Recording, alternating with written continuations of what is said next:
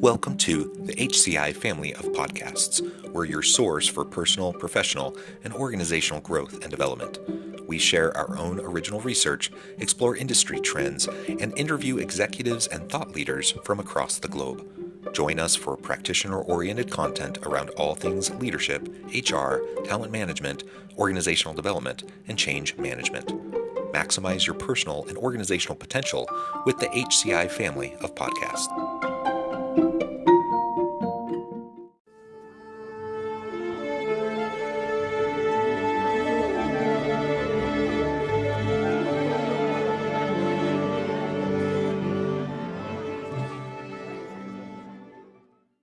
Scott Mautz, welcome to the conversation today.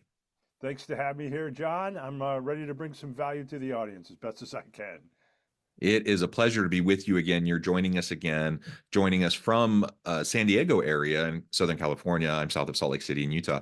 Today, we're going to be talking about your new book, The Mentally Strong Leader: Build the Habits to Productively Regulate Your Emotions, Thoughts, and Behaviors. Now, I just want to start by saying I love the title. I think leadership is so important. Of course, it's a core part of what we cover on this podcast, but the mentally strong component to leadership really is a tough ask for a lot of people. And then your subtitle, Build the Habits to Productively Regulate Your Emotions, Thoughts, and Behaviors, very, very key. So we're going to unpack all of this, explore really what's in this book today.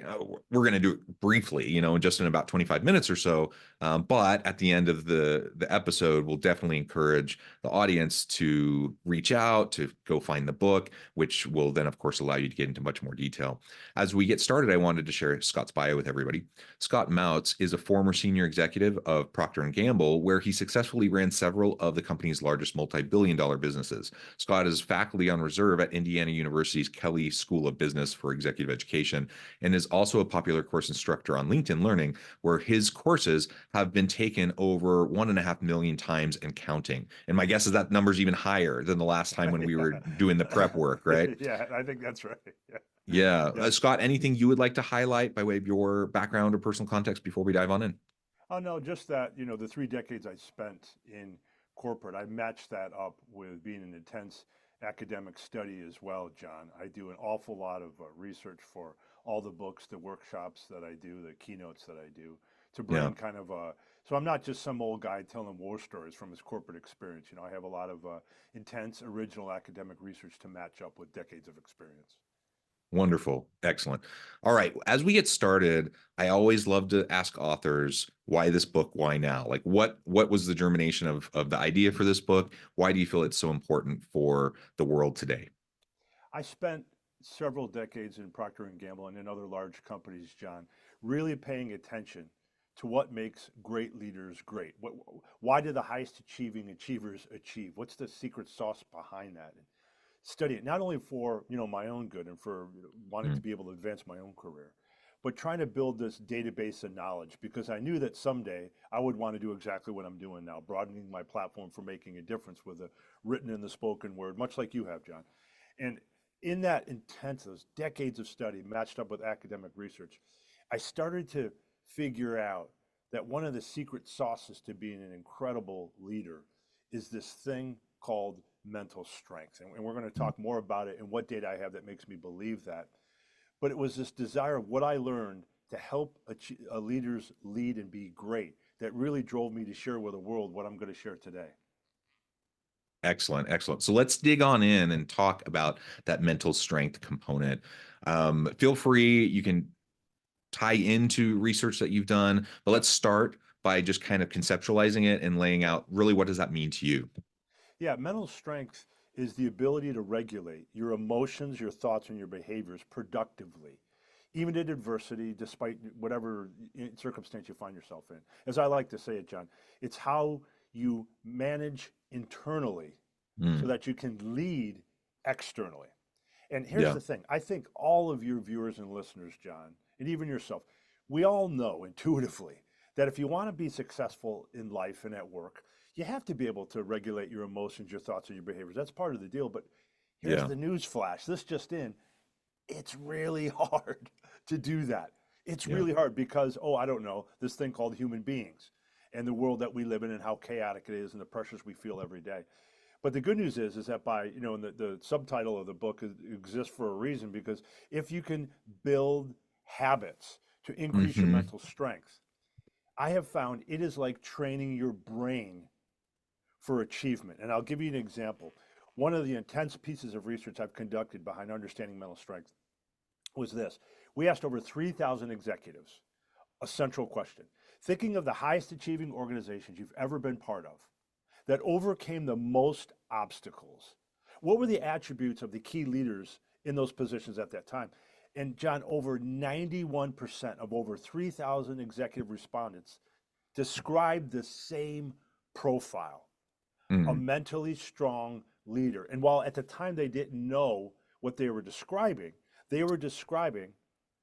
leaders that were flexing the 6 core mental muscles of mental strength, which are, they were describing leaders that had incredible fortitude, confidence, boldness, decision making, goal focus, the ability to stay focused on your goals and keep your organization focused on their goals, and messaging, the Mm. ability as a leader to exude positivity and positive messaging in the way you conduct yourself to the organization, and a quality of your presence and an integrity to your intent. You're sending all the right messages to the organization about how you lead. So we saw over and over again that the highest achieving organizations were led by people with mental strength, which is what leads me to conclude that mental strength is the leadership superpower of today, especially given the chaotic work world that we all have to deal with, John.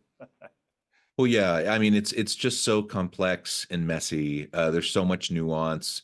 Everything's disrupted. Everything's changing constantly. The name of the game is agile, right? Everyone Yes. has to be able to pivot and adjust on a dime, it seems almost. And you have to do all of that with other human beings. And That's right. human That's beings right. don't like change, and they're resistant to change, and they get nervous and they have anxiety, and your people have mental health issues and need to be mentally strong as well. And so we talk a lot about, mental wellness in the workplace. We talk a lot about self-care and those sorts of things. I think sometimes what we forget is that, yes, I want my leaders to create a really great positive environment for their teams and for their workforce so that they feel, emotionally supported and psychologically safe, et cetera, et cetera. But our leaders are dealing with even more complexity. They need it too. Like, so if it's important for me to be able to be mentally strong, it's probably even more important for a leader who has the, I mean, it's not an overstatement to say the lives are in this leader's hand of all the people that work for him or her, because it's not literally life and death in terms of whether you die or live, but it is your livelihood. It is your ability to put food on the table for your family, to have shelter over your head. It is the opportunity to find meaning and purpose in your life through the work that you do. That's a big, big deal. And so leaders, when I talk to leaders, they feel that weight. Yes. Yes. Most leaders want to do right by their people. Most leaders aren't thinking about how am I going to wake up and exploit my people today. They want to do right by their people, but it's hard, and it never leaves. Like, you feel that weight every day, and there's almost no reprieve from it. And so if you're going to be successful as a leader in this day and age, you have to understand how to better regulate your emotions and to deal with the things that are going to be thrown at you constantly. You're going to be dealing with it every single day. Yeah, and to build on that, John, you're absolutely right. Every single day there is a chance for something to go wrong emotively or with your thoughts and with your actions. Yeah. That's why it's so important. And this is why I spent so much time understanding habit building science and building habit building science into the book, The Mentally Strong Leader, to give the reader the ability to create the actual habits that lead to mental strength and that allow you to increase those 6 core mental muscles. So, for example, 3 elements of habit building science built into the mentally strong leader. Number 1, I think you know this intuitively, John, but if you want to build a habit at anything, you need repetitions. Yeah. What gives you repetitions? Systems and frameworks. That's Hmm. why the over 50 plus tools that are in the mentally strong leader are all systems and frameworks built, Mm. tested, validated, and retested to be proven and give you the repetitions you need to strengthen those mental muscles. Second thing about habit building science, we know that a reason that habits never actually get started and get into formulation, if you will, is that people don't know where to start. So Yeah. each habit and each tool of over 50 tools in the Mentally Strong Leader comes with a section titled Your First Small Step. So you know Mm. exactly what to do to start that specific tool and that specific habit to help you build that specific mental muscle. Third point of habit building science built into it. There's a key inflection point in whether or not a habit will stick or not, John. It's what happens in moments of weakness. For example, confidence is one of the big mental muscles that you have to build to be mentally stronger, and I go into depth in that in the Mentally Strong Leader. But let's say you're generally confident, but you have one of those down days where your boss makes you look like an idiot. You say something dumb in a meeting in front of other people. Somebody else had a brilliant idea, and your confidence starts to spiral down. Even though you're generally confident, you're starting to have a moment of weakness. Well, what do you do in those exact moments of weakness? There's a section for every of the 50 tools in the book to help you figure out exactly what to do in those moments when things are kind of spiraling down on you. So it's about building the habits to be able to become mentally stronger, because you're right, John, we face this challenge every single day in trying to self-regulate ourselves. Yeah. And again, I believe in the goodness of people. Human beings Yes, are messy. We all have our yes, baggage. We're all yes, dealing with stuff. And so it's hard to get up every day and to be your best self with the people around you, even when that's your intention. But I do believe that that is most people's intention. And so then it's a matter of how can we show up for each other to support each other. right. And like you said, the building those systems to develop the habits is going to be really important for a leader. But also think about how you doing that will provide a great model for your team. So, especially during the pandemic, like we talked about mental health and mental wellness in the workplace before the pandemic, but it got a real spotlight during the pandemic, because people recognize the anxiety and the stress that people were feeling because of pandemic issues and forces. And there was a heightened kind of expectation on leaders during that time to be, to show emotional intelligence, to show empathy and compassion for your people, to be supportive. And I think all of that's wonderful. Like I want leaders to do that. But how do you do that? It's a hard thing to do. And it has to start with modeling it with yourself. If you Yes. can't do it yourself, you're not going to really be able to support your team to be able to do it as well. So one of the byproducts, I think, of what you're describing in your book is not only is it going to be super beneficial to the leader who's learning about these systems to develop the habits to become more mentally strong, but your people notice. They see you and they see how you respond to challenges. They see how you interact with them. And as you grow, you give them permission to grow as well. And you show them a model of how to do that. That's right. It's as much about self-leadership too, John. And you also see that change in yourself. I debated for the longest time in the title, The Mentally Strong Leader. I didn't want people to take away it's only for leaders in an organizational setting. Yeah. Yeah. It's also for self-leadership and Yeah. how much stronger we feel about ourselves at life, at work, of course, but also in life when we know we're controlling our emotions in a good way. And I'm not talking about not having emotions.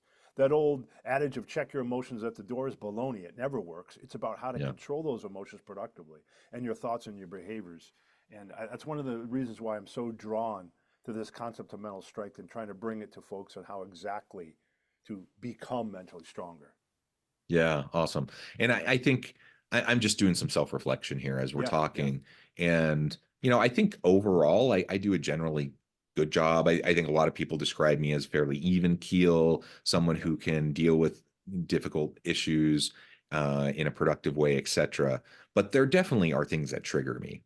We all have those things, right? Yes, And there are certain things because of my own background, my own baggage, all the stuff we won't go into. But there's certain things that if they happen a certain way, if I'm not aware of what's going on, those emotions are visceral and they're real and they're immediate.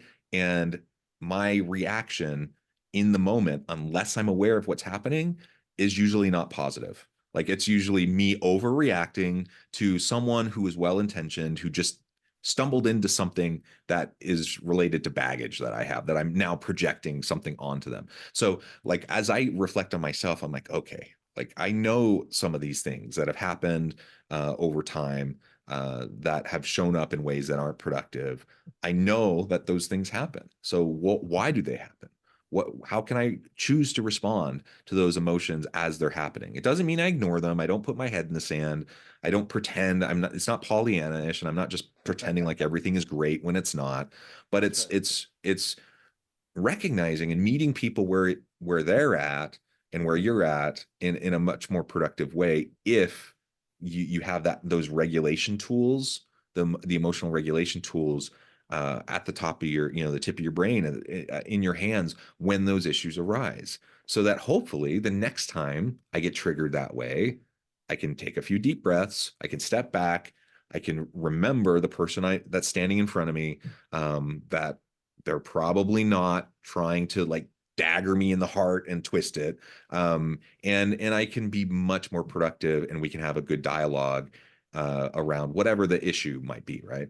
That's right, John. And in that journey that you speak of, there, like nobody, no one would ever expect you, John, to be able to control all your emotions, all your thoughts, all your behaviors all the time. You don't have to work on all six of those core mental muscles to still be mentally strong. The opposite of mentally strong is not mentally weak. We all Yeah. start with a baseline of mental strength. It's just about knowing which muscle to work on at which time. Just like when you go to the gym, you don't go to the gym every day, all the time to work on every muscle, right? Maybe Wednesday is back day, Thursday is leg day, Friday is arm day. And with the mentally strong leader, the good news is readers can take a mental strength self-assessment. It's 50 Mm. questions that have been validated time and time and time again over years, perfected, so that it can identify what your overall mental strength score is. Then you also get your own score by mental muscle. So how do you score on fortitude, confidence, boldness, decision making, goal focus, and your ability to message positively to others, to those around you? How do you score on those? Then, knowing that, you can put together your own customized mental strength training program. So this Mm. journey and the challenge you were speaking of, John, that you face every single day, it doesn't mean you have to be mentally strong to all people all the time with every muscle. You can build your customized mental strength training program and work on the muscles as you need to over time, as long as you stay in the gym and keep working. Because if you don't go back to the gym ever, you get flabby, right? So you just have to keep working at it over time at your pace. Yeah. And in my experience, people are pretty generous and forgiving towards Yes. people they see that are making an effort. Like we all Yes. know we're all human, we all have our stuff. And if you respond in a way that, is in the moment that probably isn't productive as it could be, just own it. Like show a little bit of vulnerability, own it, apologize, try to make it right, and move on, right? And people will appreciate that, and in my experience, most people will show you generosity as you're going through that process. Yes, that's exactly right. It's I go back to the point again. It's so important for all your listeners to remember. The opposite of mentally strong is not mentally weak. We all have a baseline to work from. You just have to have a customized program that's right for you specifically, knowing what you need to work on. And people will be forgiving and work with you along the way, especially if they know that you're trying and that you have a plan to get better and mentally stronger. Yeah, yeah. Maybe in some of the time remaining, we can dig into a couple or a few of the specific habits, Sure, and the mechanisms and structures that sure. you Yeah. talk about in the book. Any that you would like to highlight that you think are just like really powerful, that would be a great example for the audience. Yeah, there's so many to talk about. I'll just pick one off the top of my head. Let's just focus on boldness for just a Mm. second. To build a boldness muscle, how do you show up in a way that allows you to really pave a direct pathway to growth, to force yourself in your organization to think out of the box, to take risks. What can you do to do that? So to introduce one simple tool and a thought, let me just ask you a quick question, John. Have you ever been to the casino before? A casino where you bet and stuff. I mean, I have been in them. I've never Yeah, really gambled, but yeah, like in Vegas, you walk through to go to the hotel or whatever. sure. Yeah. So I had a casino client once Mm. who brought me in for a leadership session that I did for them, leadership workshop and keynote. And they were telling me over dinner about an interesting throughput problem that they were having on the casino floor. Mm. Meaning that the ratio of people that were standing around and watching a game, this one particular game, to the ratio of people that were stepping up and betting their money on the game was way out of whack. So it was Uh-huh. causing an unproductive jam on the floor. Now, Mm. would you hazard a guess at what game that might be? If you don't, if you're not in a casino a lot, you might not know. But if you had to take a guess, do you have any guess at what that game might be? Like in the movies, it's craps. Like you see people around the table, right? And in life, it's craps too that I'm talking about. Excellent guess, excellent guess, John. For those of you that don't know what craps is, it's a game that's in a table. It's kind of sunken. You roll dice. It's a game of chance with dice. And if you look at the felt table, if you've never seen a craps table, go Google it. Craps table. It is overwhelmingly complicated. It is intimidating if you don't know how to play the game. So Vegas found that people weren't stepping up and literally rolling the dice and risking their money. Meanwhile, back at the office, people won't step up and roll the dice either. They won't take smart risks at Mm. work and be bold if they don't understand the rules of risk taking. So in the Mentally Strong Leader, I lay out a way that you can define the rules of risk taking for those around you, right? And this particular one is, within a business context. Mentally Strong Leader is for both work and life, but this one's for business context. But you could spell out the rules of risk taking for your organization, or ask your bosses what they are. What does a good risk constitute? What does a bad risk constitute? What happens when I take a risk and fail or succeed? Who needs to approve what level of risk and so on? When you spell out the rules of risk taking, John, people are much more likely to be bold in doing. And I give you a list of 20 specific questions you can ask to help define Mm. the rules of risk taking in the Mentally Strong Leader, right? Does that make sense? That's just one of the 50 plus tools that Yeah. help you build your mental strength. Yeah, absolutely. It does. And I like, I mean, the flip side of the coin, right? So you want to Yeah, be more bold. yeah. And some people kind of naturally, they probably need to tone back the boldness. But I think a lot of people, probably most people are the other way. Like that's something they have to grow into being more comfortable in being more bold. Um, and I like how you have the flip side of the coin there. Like, yeah, let's talk about how we construct psychologically safe environment where people feel safe to be bold. I mean, one of the reasons why people aren't more bold is because they're worried about looking stupid, or they're worried about making a mistake that will somehow hurt them, and so then they play it safe. And when people are playing it safe, they're not creating, they're not innovating, they're not pushing the envelope, they're not challenging assumptions. They're just kind of going with the flow. They're trying to, like, put their head down and just do their work. And in some jobs, I guess maybe that's okay. But for most of what we talk about in the knowledge economy, we need people to push the envelope. We need people to challenge us. We need people to come up with new ideas and try them and iterate rapidly. And if you don't have a psychologically safe place, for most people, it just won't happen. They just won't be Yes, willing to risk it, right? And that's so right. boldness, absolutely, it's something I can, over time, I can try to, like, have a little bit more courage and boldness in how I approach things.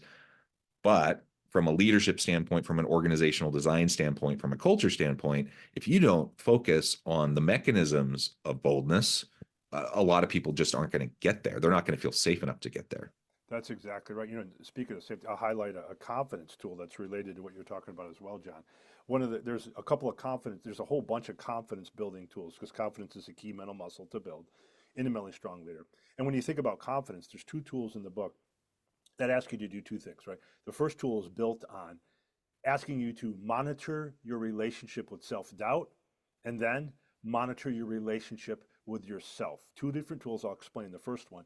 Think about those words for a second. The tool, it's called the doubt continuum, and you have to take a look at doubt on a scale from a world where you're perfectly confident all the way to a world where you're suffering from a fear of failure, and in between is kind of healthy self-doubt, if you will. But it's important to remember that confidence is not the absence of doubt. It's the ability to manage and control your relationship with doubt, because even the most confident people that I came across in my years of research on this, John, they all had some quiet whisper of self-doubt somewhere. The rest of the world may not have seen it, but they had a very different relationship with their doubt than other people that weren't as confident had that. So in the book, you get a chance to to manage, all the way from what do you do when you're overconfident in your relationship with self-doubt to where you're caving into a fear of failure. How do you overcome that? The other side of that is, okay, not only do you monitor your relationship with your self-doubt, how do you monitor your relationship with yourself? There's a tool in the book called the self-acceptance scale. And it turns out there's breakdowns in confidence in many variations, all the way from you start out great self-acceptance, wonderful self-acceptance. On the other side of the scale, you have imposter syndrome.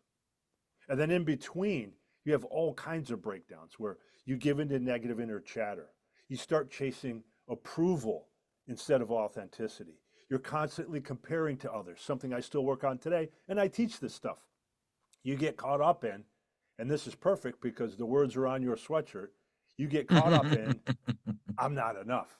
And guess what? I'd like to read your sweatshirt to your audience so that they understand, folks, you are enough. You don't have to take on everything by yourself, by the way. And the tool goes through the range of ways that we can, in that relationship with ourselves, we drift farther and farther away from self-acceptance. And it can get as bad as imposter syndrome, where we won't accept what we've accomplished in our life. And then it gives you solves for each one of those steps along the way, whether you're seeking approval too much, comparing to others too much, beating yourself up over and over with negative inner chatter, whether you won't accept that you're enough or that you just feel like an imposter. There's tools for all of that to help you increase your confidence and thus your mental strength. Yeah, awesome. There's so much here. And we've only really scratched the surface, but that's why it's important for everyone to go check out the book. Before we wrap things up for today, I wanted to give you a chance to share with the audience how they can connect with you, find out more about your work, where they can find your book, and then give us the final word on the topic for today. Yeah, thanks so much. You can go to scottmautz.com, SCOTTMAUTZ.com. To find out about, find the book, to learn about my keynotes, my workshops, all the things that I do related to the Mentally Strong Leader. And also I put together a gift for your listeners and viewers today, John. If they go to scottmautz.com/mentally-strong-gift, they can get a 60-page free download that allows them to take that mental strength self-assessment I was talking about to discern their overall mental strength and score by mental muscle. As well, it provides questions that help you and prompts that help you get the most out of the book, The Mentally Strong Leader. So scottmautz.com/mentally strong gift. You'll get that free 60-page PDF. And in terms of last, parting message, I would just encourage people to remember that the opposite of mentally strong is not mentally weak. We all have a baseline to build from. You absolutely can do that. You can start doing the things that will build your mental muscles, which we have shown correlates precisely to achievement. It's the leadership superpower of our times and self-leadership superpower of our times. Awesome. Scott, thank you so much. It's just been a real pleasure. I encourage the audience to reach out, get connected, find out more about what Scott can do for you. Check out the book. And as always, I hope everyone can stay healthy and safe, that you can find meaning and purpose at work each and every day. And I hope you all have a great week.